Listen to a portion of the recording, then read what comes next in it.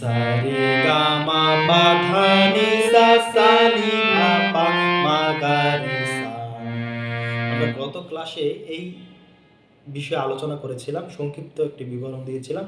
আজকে আমি জাস্ট আরেকটা সারেগামা, এটা নতুন আরেকটা সারেগামা।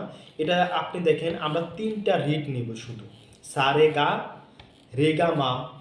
আমরা এখানে 3টা করে একটা প্রথমে যেটা বলবো সেই সংখ্যাটা শুধু বাদ দিয়ে বাকি আবার 2টা আমরা কাউন্ট করে নিব। প্রত্যেকটার মধ্যে একই সিস্টেমে যাবে। যেমন আমি স্লোভাবে দেখাচ্ছি, আপনারা একটু ফলো করেন। সারে গা রে গা মা পা ধা নি সা নি ধা পা মা গা রে সা। সারে গা রে গা মা পা ধা নি সা নি ধা পা মা গা রে সা। আমরা এই সারেগামাটা আপনারা একটু স্লো চেষ্টা করবেন।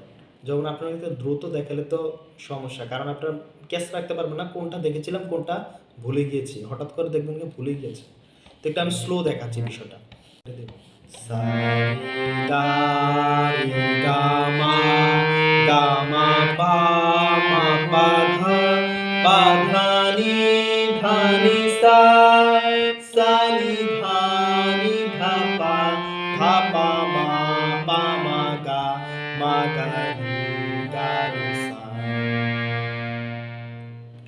এখানে এই প্রত্যেকটা এন্ট্রি কিন্তু আপনি হয়তো বুঝতে পেরেছেন।